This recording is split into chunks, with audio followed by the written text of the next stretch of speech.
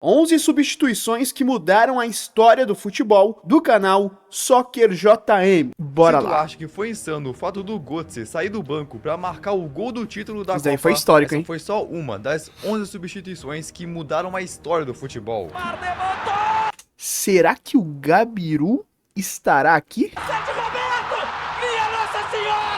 Vamos por ordem cronológica, começando Bora. com uma substituição que mudou o destino de uma Eurocopa. Em 1996, a Alemanha chegou na final da Euro, num confronto inesperado contra a República Tcheca. Os alemães eram os favoritos, mas a realidade bateu. Aos 14 do segundo tempo, os tchecos abriram o placar. A Alemanha estava prestes a perder o título. Então, com só 20 minutos para acabar, o técnico alemão tirou a camisa 8 para colocar Oliver Bierhoff.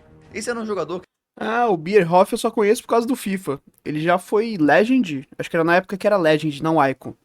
Ele já foi, que é a mesma coisa que Icon, né? Lá no Ultimate Team.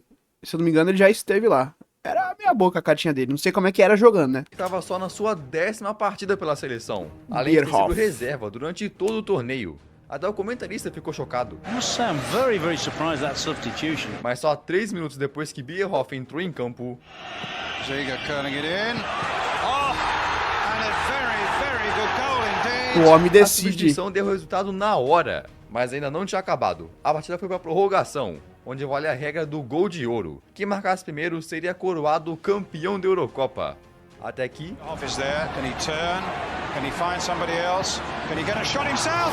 It's in. Caraca, o goleirão, deu aquela Bierhoff virou o ajudadinha. jogo, dando para a Alemanha a Eurocopa. Se não fosse por ele, os tchecos teriam sido campeões europeus. Nossa. Mas isso já foi insano. 3 anos depois, uma substituição Quero mudou a ver. história de outro torneio europeu. Pela primeira vez em 30 anos, o Manchester United chegava na final da Champions League, enfrentando o Bayern de Munique. Mas as coisas não começaram bem para os ingleses. O Bayern marcou um gol muito cedo, enquanto que o United não conseguia empatar. Então, aos 22 minutos do segundo tempo, o Ferguson colocou o Ted Sheringham, que tinha jogado só 100 minutos em toda aquela campanha. Aí, aos 36 minutos, Ferguson colocou o Solskjaer, um jogador que não tinha atuado em nenhuma partida do mata-mata. O título Solskjaer, que é bem ídolo lá no United, né? Apesar da passagem como treinador não ter sido um sucesso, ele é bem requisitado lá parecia no destinado United. para o Bayern. Mas quando os ingleses estavam perdendo a esperança, aos 45 do segundo tempo, a primeira substituição deu resultado. Olha o Ferguson In falando isso. towards Schmeichel.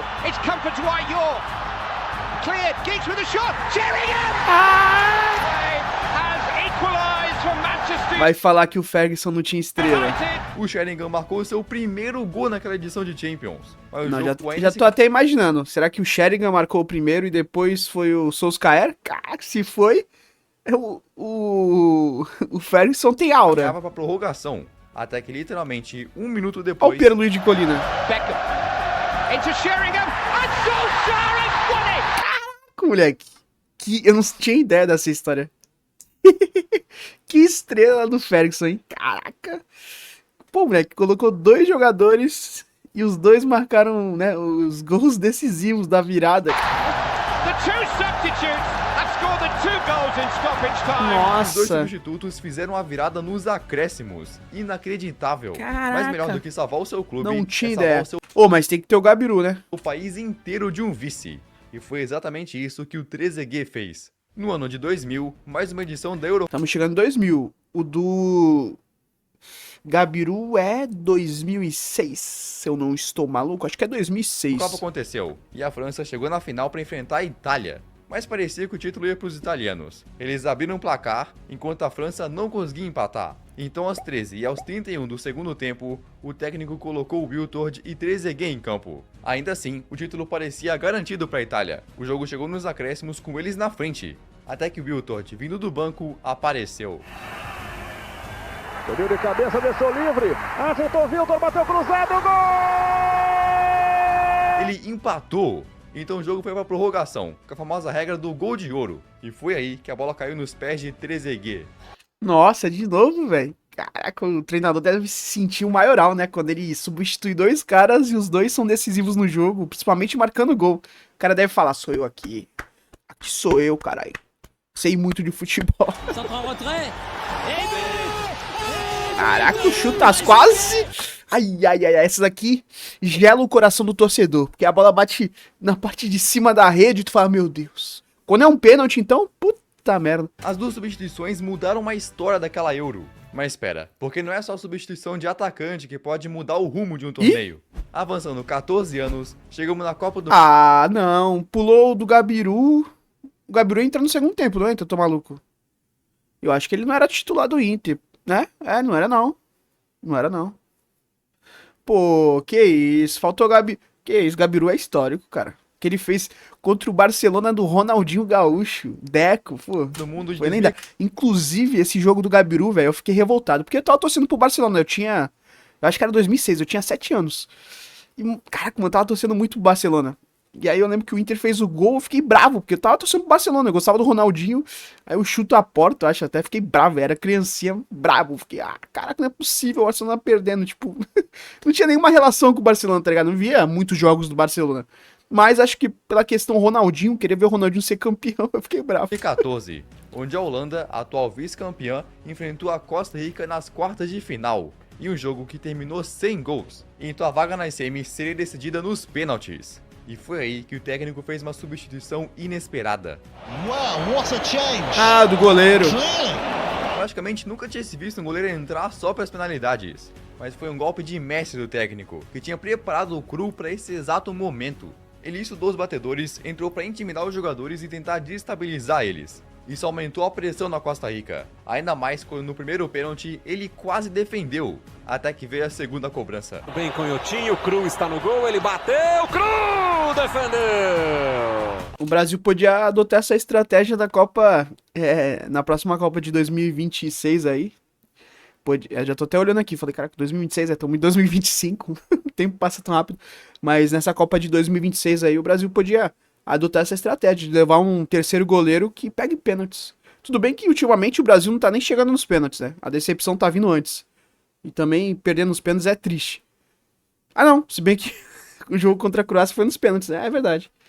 Tinha esquecido desse detalhe. É que as outras eliminações não tinham sido, mas essa é verdade. Contra a Croácia foi nos pênaltis. Vale o teste aí, quem sabe levar um terceiro goleiro. Agora né? a Holanda tinha Que pegue vantagem, pênaltis. então no último pênalti, Lá vem o Manha para cobrança. Perna direita na bola, batida, defendeu o Cru! A Holanda avança! o Cru saiu do banco para fazer duas defesas, classificando a Holanda para a semifinal. Mas se tem uma substituição que mudou completamente a história daquela Copa, foi uma que aconteceu na grande final. A Argentina de Messi enfrentava a Alemanha, um time que tinha acabado de destruir o nosso Brasil por 7-1. Mesmo assim, quando rolou a bola, nenhum dos lados conseguia marcar. Com o tempo passando, o placar seguia em 0-0. Então, aos 43 do segundo tempo, o técnico fez uma substituição bizarra. Mesmo precisando de um gol, tirou Miroslav Klose, simplesmente o maior artilheiro da história das Copas, colocando em seu lugar o jovem de 22 anos Götze. De início, a substituição Baita não estrela, teve né? impacto. O jogo parecia caminhar para os pênaltis. Até que na prorrogação, aquela pequena troca mudou tudo. Ele oportuno, mas ninguém vai arriscar nada. Mas a Alemanha vai pro ataque. Olha a bola chegando! Olha o gol! Olha o gol! Olha o gol! Esse goleiro maluco. E salvou um pouco o Brasil, né? Porque pelo menos perdeu pra campeã. E seria muito ruim. Já tinha sido muito ruim ter tomado o 7-1. Foi totalmente vergonhoso. Eu lembro daquele jogo, eu tava num churrasco. Eu tinha, sei lá, 15 anos. Nossa, foi muito triste. Recordação péssima. Mas... Pô, se perdeu já aquele jogo, já foi uma vergonha tremenda perder aquele jogo de 7-1 pra Alemanha em casa. Pô, se a gente vê a Argentina campeã no Brasil, seria algo de corroer. Então, o menos mal foi realmente a Alemanha ter sido campeã. Até porque o Brasil tomou a goleada, então que pelo menos tenha sido pro campeão, entre aspas. Mas... E, inclusive o gol que o Götze faz, o Klose poderia ter feito, que não é um gol em arrancada, né? O Klose não tinha tanta velocidade, o Götze já era um pouco mais veloz.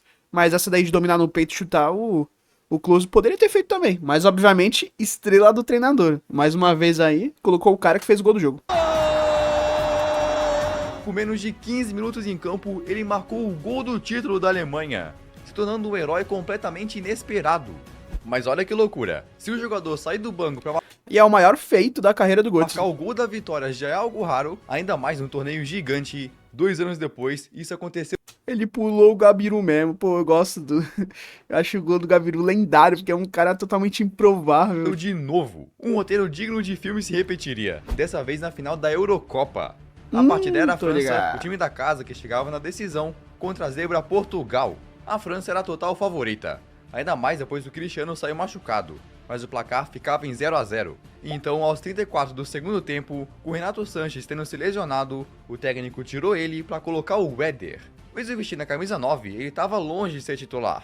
Tinha jogado só 13 minutos em todo o torneio. A galera não esperava muito dele. Quando a partida chegou na prorrogação, todo mundo já pensava na disputa de pênaltis. Até que Engraçado desse jogo também é o Cristiano Ronaldo de auxiliar técnico. no segundo tempo da prorrogação, algo que ninguém esperava aconteceu. Falou Arnaldo César Coelho. Aí Éder Caraca, partiu. esse gol aí também é Portugal lendário. Começa bem o segundo tempo, bateu. Olha o gol! Olha o gol! E não foi qualquer gol. Foi um gol de fora da área, rasteiro, tá ligado? Dificílimo pro goleiro. Olha o gol! Olha Foi o um gol! baita gol, velho. Com um chute de fora da área totalmente inesperado, o Éder deu para Portugal seu primeiro E além de ser um cara improvável que tinha jogado apenas 13 minutos, pô, Portugal sendo campeão da Eurocopa pela primeira vez, né? Então, histórico, tá ligado? Tem um valor ainda maior pra Portugal. título na história, deixando os franceses com o vice em sua própria casa. Insano.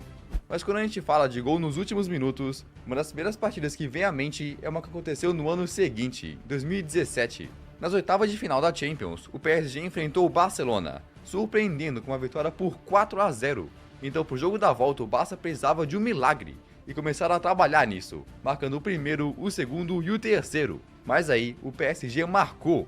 Agora, por causa da regra dos gols fora, o Barcelona precisava de mais 3 gols. E foi aí que uma pequena substituição aconteceu. El futbolista de Reus para intentar darle un poquito de aire neste último cuarto de hora final del partido. Sérgio Roberto entrou a campo com menos de 20 minutos para acabar. Moleque, quem diria, né, que a entrada do Sérgio Roberto daria a classificação pro Barcelona. Aí aos 43 do segundo tempo, Neymar marcou de falta e aos Moleque, 46 que loucura. fez de pênalti. O placar Pênalti que o Messi pipocou, hein? Pipoqueiro. agregado estava em 5 a 5, mas pelo Paris ter marcado no Camp Nou, o Barcelona ainda Ó, estava o Luiz sendo Henrique aí. eliminado. Precisavam de mais um.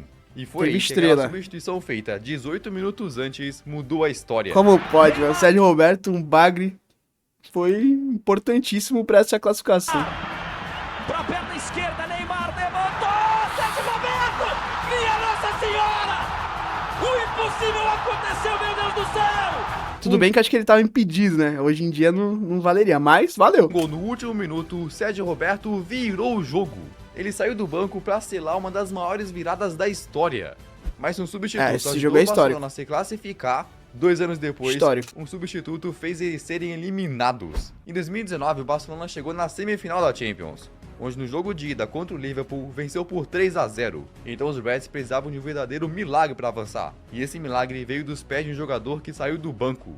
No primeiro tempo da volta, o time inglês conseguiu diminuir, mas não conseguiram fazer muito mais que isso. Verdade, né? Ainda teve essa virada histórica do Liverpool. Até que Não, no segundo tempo, o Klopp decidiu tirar o Robertson, que tinha se machucado, para colocar o Wijnaldum. Os Wijnaldum. torcedores do Liverpool nem imaginavam, mas essa lesão que forçou o Robertson a sair para trazer o Wijnaldum mudaria completamente o rumo daquela Champions. Coutinho no Barcelona, caraca. Porque em só 8 minutos, Arnold! Vai pro fundo, Alexander Arnold, cruzamento, Arnaldo! o Liverpool marcou mais um, mas ainda precisavam de outro para empatar o agregado. E então, em literalmente 2 minutos, Cruzamento lá no miolo, Arnaldo! Caraca, eu tinha esquecido como o Wijnaldum tinha sido importante, hein? com menos de Nossa. 15 minutos em campo, o Wijnaldum empatou o agregado. Aí bastou mais um gol do Origi para selar a virada histórica. Ah, o do Origi foi aquele lá da cobrança de escanteio do Arnold, né? Se o Wijnaldum não tivesse entrado, o Caraca. Barcelona teria ido pra final. E Baita estreia do... Estreia não, baita estrela do Klopp, velho. talvez até vencida a Champions naquele ano. Olha o poder de uma substituição. Mas se o Barcelona tanto fez quanto sofreu viradas por causa de substitutos, o seu maior rival também fez algo que parecia impossível, graças a um Nossa. cara que saiu do banco.